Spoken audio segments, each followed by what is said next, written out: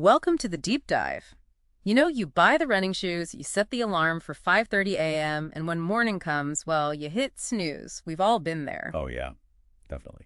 But for this deep dive, we're synthesizing the latest cognitive psychology and neurobiology research to uncover exactly why your good intentions fail and, how to outsmart your own brain. Okay, let's unpack this because the stats are shocking. They really are. When researchers objectively track things like physical activity, they found that intentions only explain about 20 to 30% of behaviors. And for working out, it drops to an abysmal 12%. Which is just a tough pill to swallow. I mean, it basically means 88% of our actions have absolutely nothing to do with conscious motivation. Wow, so I always assumed the issue was just running out of willpower. Like, we usually picture willpower as a car's gas tank. Is our intention behavior gap just us running out of gas? Well, what's fascinating here is that the whole gas tank idea, the resource model, is actually completely outdated now. Wait, really? Yeah, neurobiology has moved on to the process model.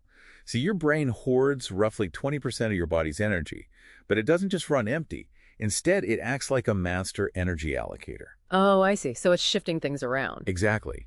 When a task becomes cognitively demanding, your brain deliberately shifts priorities to conserve calories. It literally alters your perception so that, the couch suddenly looks far more rewarding than the gym. Right, so it's less about my tank being empty and more about my brain deciding the destination just isn't worth the fuel cost. Yep, that's it.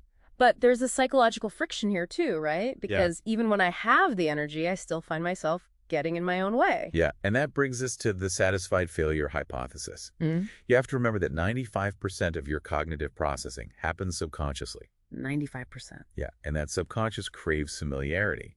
So if you carry a deep-seated identity that you aren't a fitness person, or, that you're inherently a procrastinator, succeeding actually threatens that identity. Wait, so I'm purposely crashing my own car just to prove to myself that I'm a bad driver? I mean, basically, yes. That sounds like a terrible evolutionary strategy. Well, the unknown requires heavy cognitive energy to navigate. So failing, while it's frustrating on a conscious level, provides this sort of upside-down win for your subconscious. Oh, because it validates those deep-seated negative beliefs. Exactly. It's simply more energy efficient for your brain to control a familiar failure than to adapt to new success. Okay, here's where it gets really interesting. If our own biology is actively working against us, how do we fix it? Because obviously just studying success stories doesn't work. Right, and that's classic survivorship bias. Think of the World War II bomber analogy. Oh, right, where they only looked at the planes that actually made it back. Exactly.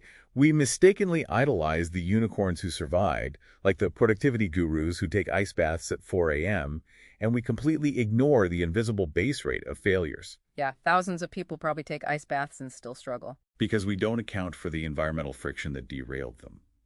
We assume the routine caused the success, when really they might have just had fewer obstacles to begin with. So what does this all mean for the listener? I guess we have to stop relying on motivation entirely and build structural integrity instead. Yes, exactly. And habit stacking is a great way to do that. Yeah. You just anchor a new habit to an existing one, like doing one push-up immediately after you brush your teeth. Right, to bypass the basal ganglia's resistance. It's like sneaking past the bouncer at a club. I love that analogy. Yes. Yeah. And it's the same logic behind clearing environmental clutter. A messy room isn't just ugly, it dramatically increases your cognitive load. Because your brain has to subconsciously process all that visual noise, right? Yep, which drains energy and triggers the urge to quit.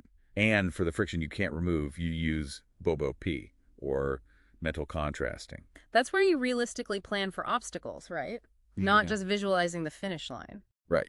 You create an if-then plan. Like, if it rains, then I will do a living room workout. You preload the decision.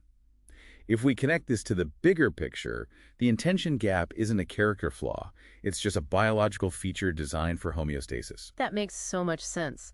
But there's a pretty intense hidden cost to that biological efficiency. The research mentions that as we age, our brains undergo synaptic pruning. Yeah, that's where it literally destroys unused neural connections to make our existing autopilot habits run faster. So think about this for a second. If you aren't actively pushing through the friction to build new pathways today, what hidden potential is your brain quietly deleting right now just to save energy?